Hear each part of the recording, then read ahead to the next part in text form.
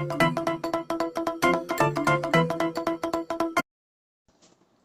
Good morning friends.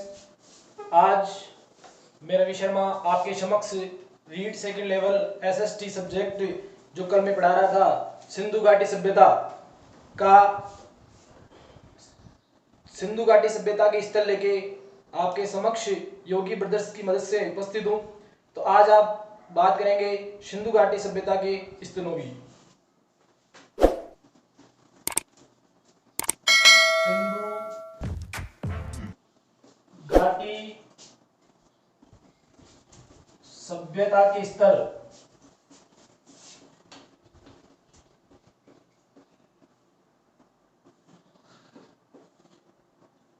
बात करेंगे आज अपन सिंधु घाटी सभ्यता के स्तरों की। दोस्तों, जो अपना भारत देश है जो भी विकासशील है वो पहले ऐसा नहीं था। वो पहले सोने की चिड़िया के नाम से जाना जाता था। वो हम बात करेंगे सभ्यताओं। मैं आपको सभ्यताओं के बारे में बताऊंगा, आपको पता चल जाएगा भारत को सोने की चिड़िया क्यों कहा जाता था, भारत को विश्व गुरु क्यों कहा जाता था। अपना भारत देश वास्तव में विश्व गुरु था, वास्तव में सोने की चिड़िया था, परंतु कुछ कमियों के कारण ये सोने की चिड़िया अब उड़ चुकी है। तो बात करते हैं हम अपना पहला स्तर हड़प्पा। पहला स्थल है अपना हड़प्पा। जो अपना हड़प्पा स्थल है वह पहले भारत देश में था। वर्तमान में 15 अगस्त 1947 को जब भारत देश आजाद हुआ, उससे पूर्व 14 अगस्त 1947 को यह पाकिस्तान विभाजन के साथ पाकिस्तान में इसका विभाजन कर दिया गया। तो वर्तमान में जो हड़प्पा स्थल है वह पाकिस्तान के पंजाब प्रांत में साहिवाल जिला, जिसे पूर्व मोंटेगोमरी जिला कहा जाता था, उसके रावी नदी के तट पर है। रावी नदी के बाएं तट पर है। हड़प्पा जो स्थल है वो वर्तमान में पाकिस्तान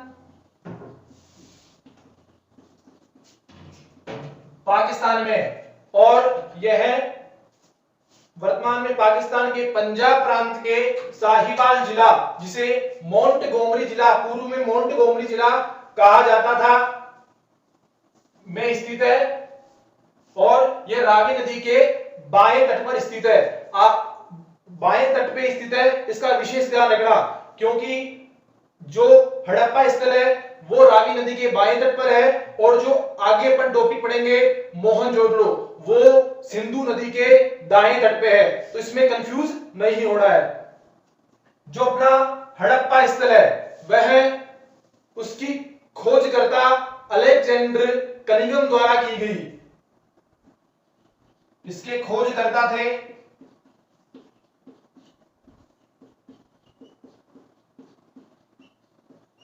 अलेक्जेंडर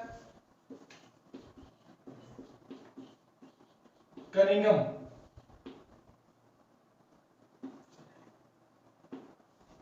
अलेक्जेंडर कनिंघम भारतीय पुरातत्व का जनक कहा जाता था। ये जो अलेक्जेंडर कनिंघम है उन्हें भारतीय पुरातत्व का जनक, अलेक्जेंडर कनिंघम को भारतीय पुरातत्व का जनक भी कह सकते हैं, क्योंकि सर्वप्रथम हड़प्पा सभ्यता की खोज अलेक्जेंडर कनिंघम के द्वारा ही की गई थी।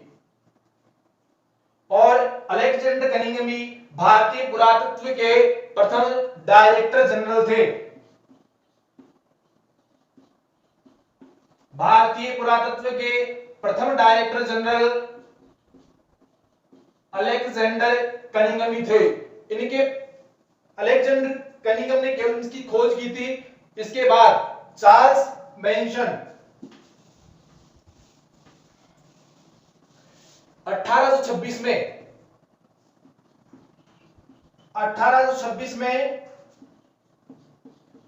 चार्ल्स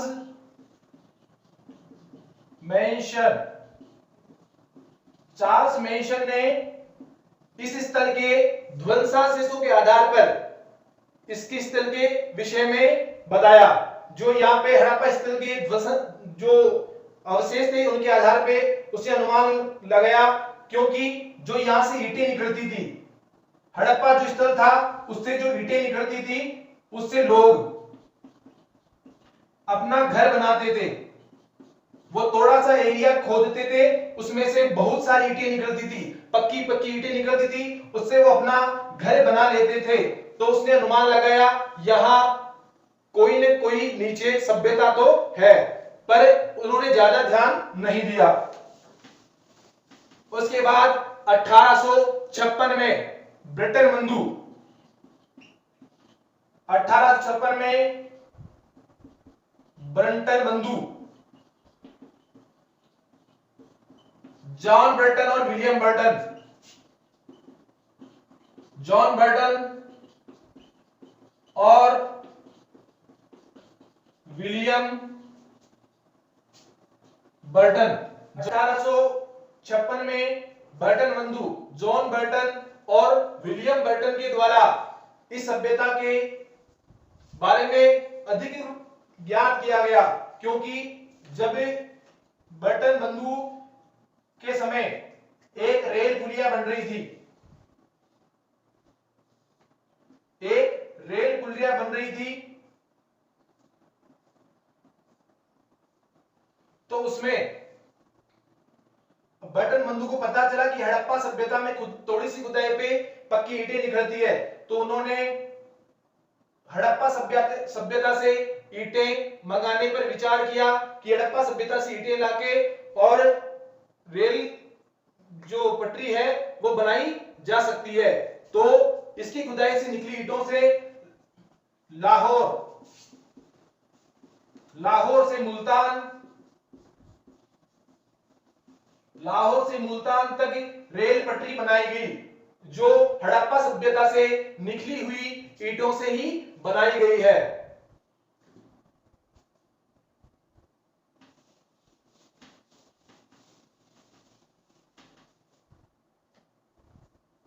हड़प्पा सभ्यता को 1921 में सर जॉन मार्शल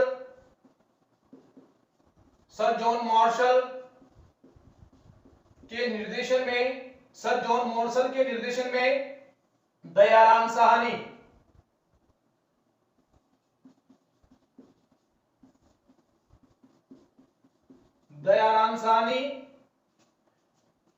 जिन्हें डीआर साहनी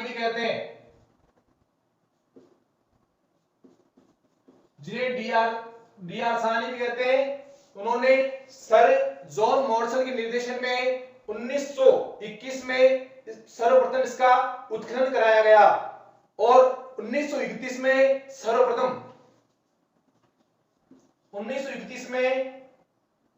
हड़प्पा सभ्यता जो है, हड़प्पा स्थल, उसको सर जॉन मार्शल के द्वारा तिथि का निर्धारण किया गया। 1931 में इसकी तिथि का निर्धारण किया गया।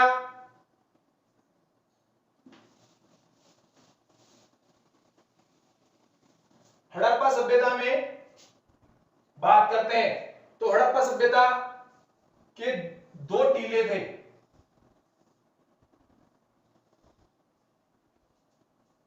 एक ऊपर था और एक नीचे था। जैसे मैंने बताया था, हड़प्पा जो सभ्यता थी वो एक नगरीय सभ्यता थी, एक विकसित सभ्यता थी और इसमें शहरी जीवन था। तो नीचे वाला जो टीला था उसमें मजदूर वर्ग रहता था, और इसमें कम ताजुके के व्यक्ति रहते थे। और जो ऊपर वाला टीला था वो पक्की ईंटों से, उसकी चारों तरफ दीवार थी, इसके पक्की ईंटें थी जिन्हें पकाया गया था, और अंदर ये कच्ची ईंटों से बना हुआ था, जिसे कोई भी बाहर से आक्रमणकारी भेद नहीं सकता था। और अंदर उच्च वर्ग रहता था। उच्च वर्ग से तात्पर्य जैसे राजा महाराजा, पुरोहित और उनका परिवार, वो उच्च वर्ग रहते थे। ऊपर वाले टीले में। नीचे वाला टीला सुरक्षा की दृष्टि से कमजोर था, जबकि ऊपर वाला टीला सुरक्षा की दृष्टि से मजबूत था और पक्की ईंटों से इसका निर्माण किया गया था। नीचे वाले टीले को नगर टीला कहते थे। जो पूर्व दिशा की तरफ था उसे नगर टीला कहते थे और जो पश्चिम दिशा की तरफ था उसे दुर्ग टीला कहते थे। उसे दुर्ग टीला कहते थे। जो दुर्ग टीला था अपना, उसमें वो सुरक्षा प्राचीर से घिरा हुआ था और यह किला, इस किले से उत्तर दिशा में, इस किले से उत्तर दिशा में 6 मीटर दूरी पर ऐप नामक टीला था। इस टीले से ऐप नामक स्थान पर दूसरा टीला था जिसे ऐप नाम दिया गया। इस ऐप टीले से पक्की ईंटें निकली। इस ऐप टीले से पक्की ईंटें निकली जिससे 18 वृत्ताकार गोल चबूतरे मिले हैं। इससे 18 वृत्ताकार गोल चबूतरे मिले हैं जो ऐप टीले से निकली हुई ईंटों से बनाए गए हैं। इसके बाद दुर्ग की बात करते हैं। तो जो दुर्ग है, इस जो दुर्ग टीला है उसको नाम दिया गया था एबी टीला। दुर्ग टीले को एबी टीला नाम दिया गया था। जो दुर्ग बना हुआ था उसकी आकृति समलंब चतुर्भुज की तरह थी। दुर्ग टीला था, इसकी आकृति समलंब चतुर्भुज की तरह थी।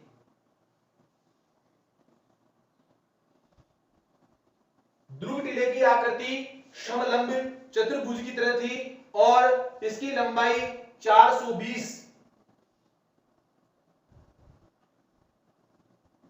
और चौड़ाई 196 थी। और यह जो टीला है वह सुरक्षा की दृष्टि से बहुत मजबूत था। इस टीले से दक्षिण की तरफ, उत्तर की तरफ तो ऐप नामक टीला था और दक्षिण की तरफ कुछ दूरी पर कब्रिस्तान था।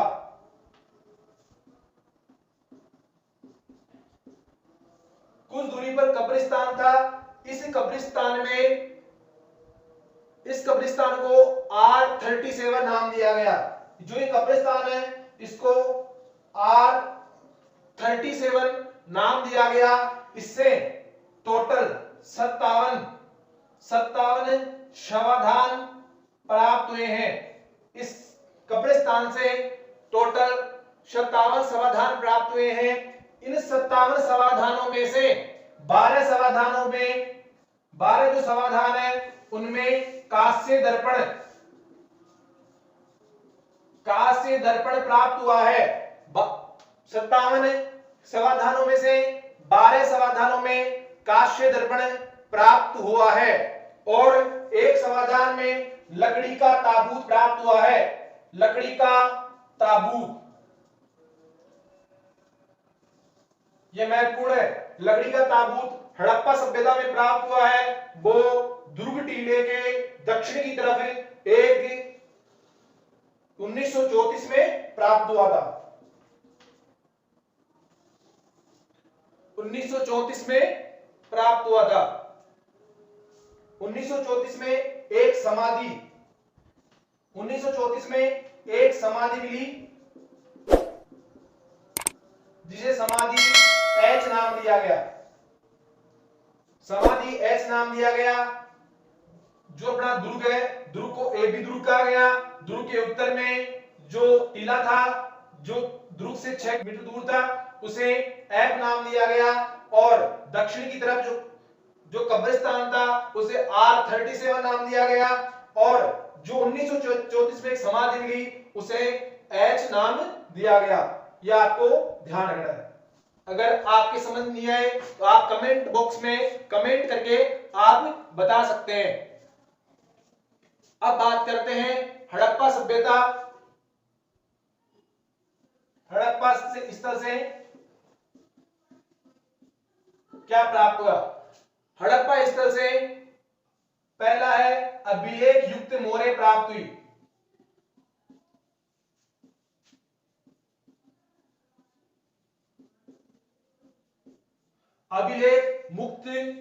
अभिलेख युक्त मोहरें प्राप्त हुई। आपने अगर ऋतिक रोशन वाली फिल्म देखी है मोहनजोदड़ो, तो उसमें आपको पता चल जाएगा कि उसमें एक संगी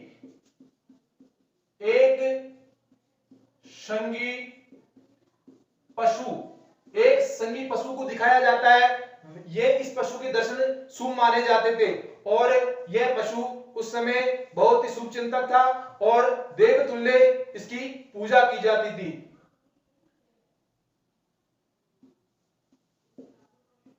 हड़प्पा स्थल से कांसे की गाड़ी मिली है।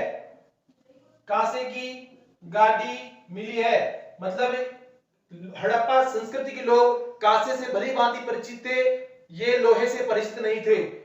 कांसे की गाड़ी मिली है और यहां कांसे गलाने का पात्र भी मिला है। कांसा गलाने का पात्र मिला है। हड़प्पा संस्कृति में कांसा गलाने का पात्र मिला है और यहां पर अन्नागार मिले हैं। अन्नागार मिले हैं, मनके के हार मिले हैं। मनके के हार मिले हैं। जो हड़प्पा संस्कृति के पास में जो नदी थी उसमें मनके मिलते थे, क्योंकि नदी बहती थी। ये मनके इकट्ठे करके उनके हार बना लेते थे और साथ में ये सोने से परिचित थे, सोने के हार भी पहनते थे। सोने के हार उच्च वर्ग के लोग पहनते थे और मनके का हार निम्न वर्ग के लोग पहनते थे। अपना अगला स्थल है मोहनजोदड़ो।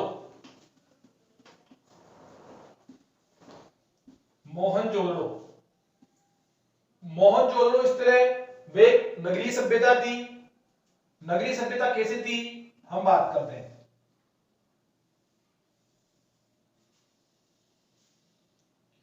यह नगरीय सभ्यता थी और इसमें सड़कें आपस में समकोण पर काटती थी। नगरीय सभ्यता में सड़कें आपस में समकोण पर काटती थी और ये सड़कें, मुख्य सड़कें 10 मीटर दूरी की थी। और जो इनके अंदर ये कॉलोनियां है, अंदर जो घर है वो मुख्य सड़क पे नहीं खुलकर अंदर जो गौण सड़क है उस पे उसके गेट खुलते थे।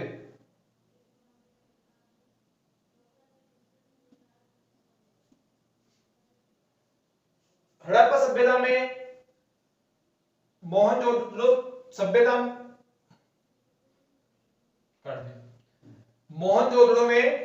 मोहनजोदड़ो स्थल है।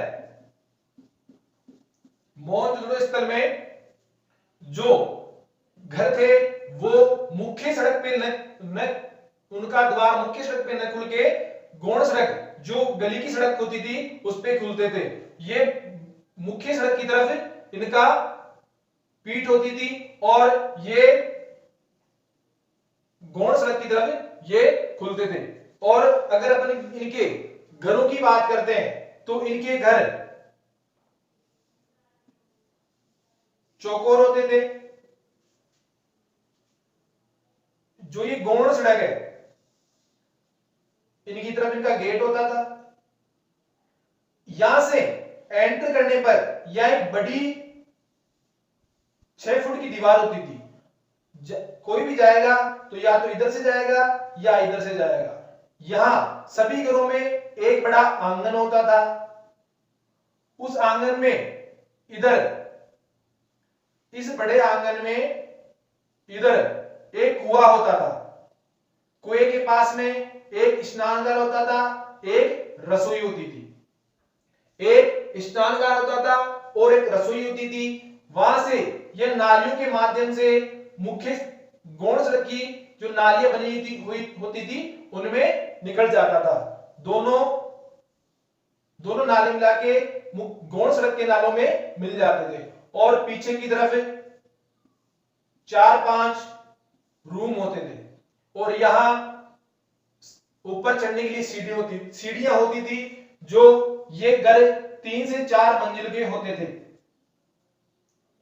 अधिकांशतः 3 से 4 मंजिल के होते थे। तो ये तो था पूरी नगरीय सभ्यता। ये एक पूर्व सुनियोजित योजना के तहत इसका स्ट्रक्चर बनाया गया था जिसमें सभी घर सुरक्षा की दृष्टि से मुख्य सड़क पे नहीं, इनका द्वार मुख्य सड़क पे नहीं ओपन होता था, जबकि इनका द्वार गली की सड़क पे ओपन होता था और ये इनके घर का स्ट्रक्चर था। अब बात करते हैं मोहनजोदड़ो जो स्थल है उसके खोजकर्ता और उत्खननकर्ता। मोहनजोदड़ो जो स्थल है उसको 1922-25 में आर.डी. बनर्जी, राखलदास बनर्जी,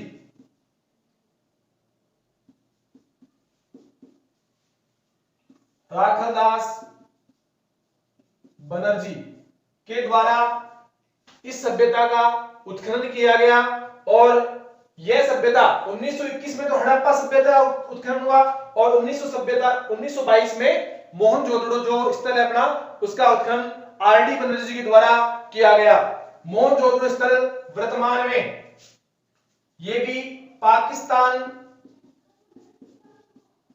मोहनजोदड़ो स्थल ये भी वर्तमान में पाकिस्तान में है और पाकिस्तान में सिंध प्रांत के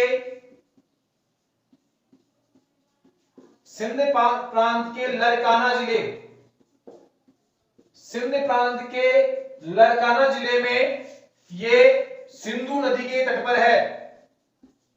सिंधु नदी के दाएं तट पर है। आपको मोहनजोदड़ो और हड़प्पा में कंफ्यूज नहीं होना। हड़प्पा जो सभ्यता है वो पाकिस्तान में ही है, दोनों स्थल पाकिस्तान में ही है। जो हड़प्पा है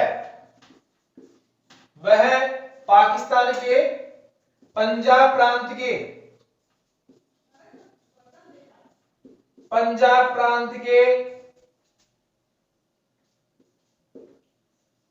साहिवाल, वर्तमान में साहिवाल, पूर्व में मोंटगोमरी जिला, साहिवाल जिले के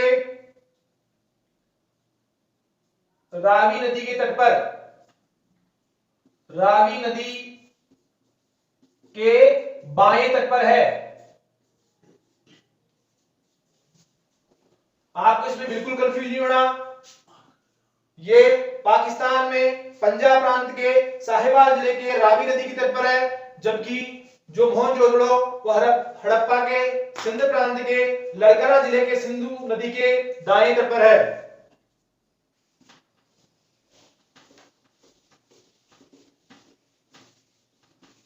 फिर भी अगर कोई मिस्टेक हो तो आप कमेंट बॉक्स में कमेंट करके आप पूछ सकते हैं। आगे बात करते हैं जो ये सभ्यता है मोहनजोदड़ो सिंधु घाटी सभ्यता, जिस सिंधु सभ्यता भी कहते हैं, वो मैंने बताया था आपको कल कि त्रिभुजाकार है। इसका ये त्रिभुजाकार है। ये जम्मू कश्मीर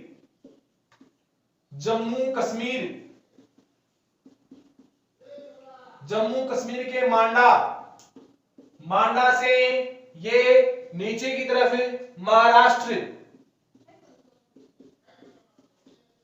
महाराष्ट्र में और पूर्व की तरफ आलमगीरपुर है यूपी में। आलमगीरपुर यूपी और इधर ये बलूचिस्तान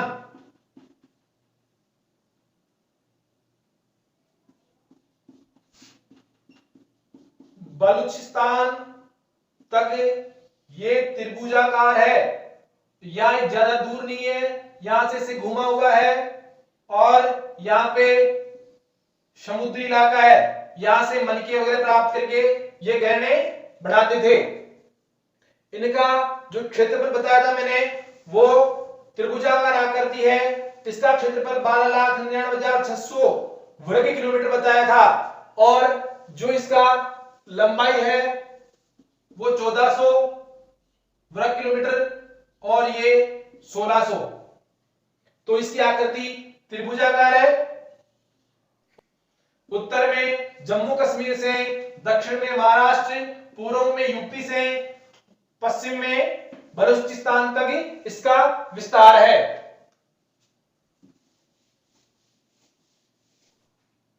मोहनजोदड़ो में सबसे बड़ा अन्नागार मिला है, सबसे बड़ा अन्नागार मिला है। मोहनजोदड़ो में सबसे बड़ा अन्नागार मिला है। दूसरा सबसे बड़ा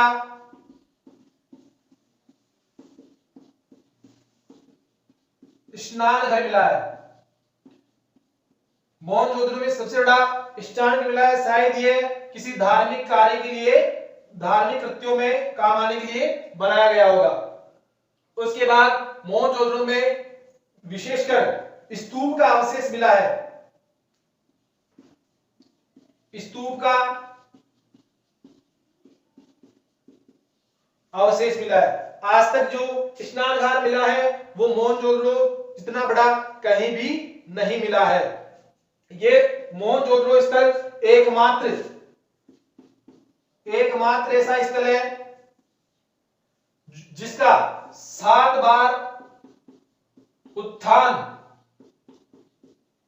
और इसका 7 बार ही पतन हो चुका है। 7 बार इसका निर्माण हुआ और 7 बार ही ये इसका पतन हो गया।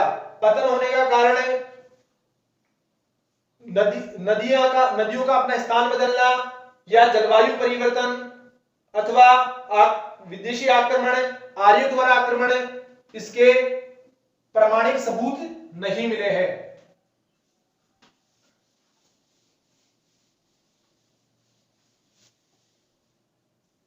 मोहनजोदड़ो में सबसे बड़ी इमारत मिली है, यह सबसे बड़ा नगर है।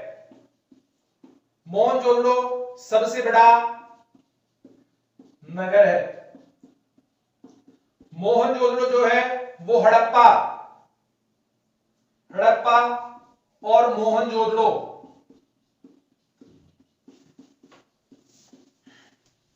की जनसंख्या बहुत ही ज्यादा थी। इनकी दोनों की जनसंख्या मिला के बहुत ही ज्यादा थी।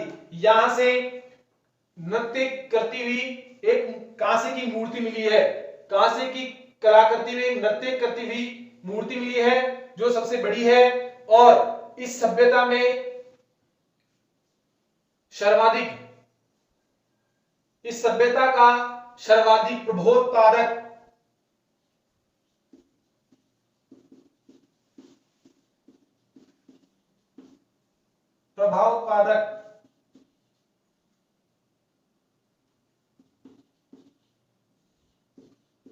इस सभ्यता का सर्वाधिक प्रभावोत्पादक तंत्र अपवहन तंत्र था।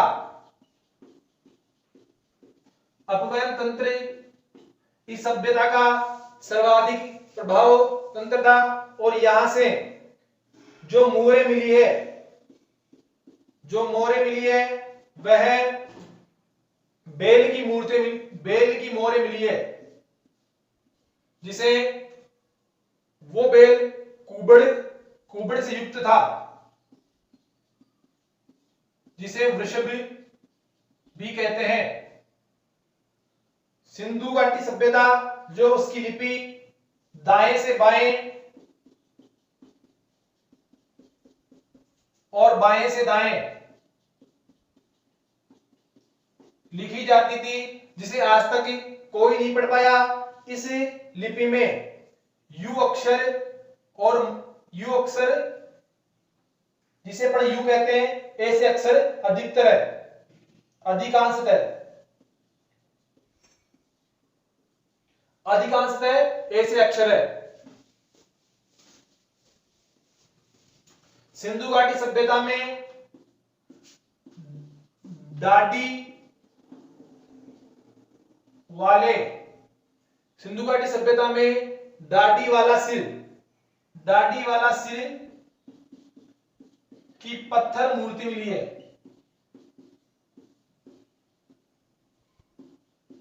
संभवतः यह किसी पुजारी की मूर्ति होगी। यह अनुमान लगाया जाता है कि संभवतः यह किसी पुजारी की मूर्ति होगी और इससे स्वास्तिक, इसे स्वास्तिक चिन्ह जो है, जिसे गणपति जी का प्रतीक चिन्ह माना जाता है, वो मोहनजोदड़ो सभ्यता से ही मिला है। इसमें बता दें कि यह है मोहनजोदड़ो सभ्यता से ही इसका प्रतीक चिन्ह मिला, बताते हैं। और ये बताते हैं कि ये रिद्धि और ये सिद्धि, ये शुभ और ये लाभ और ये चारों धर्म, चारों वेद बताए गए हैं, ऋग्वेद, यजुर्वेद, सामवेद और अथर्ववेद। यह वैदिक परंपरा उसी समय से चली आ रही है, जिसे श्री गणपति जी, जिनका वाहन मूषक है, उसका प्रतीक मानते हैं। और इसी सभ्यता से हाथी दांत पर मानव आकृति चित्रित हुई मिली है। हाथी दांत पर मानव आकृति चित्रित मिली हुई है। और इसी सभ्यता में टेरिकोटा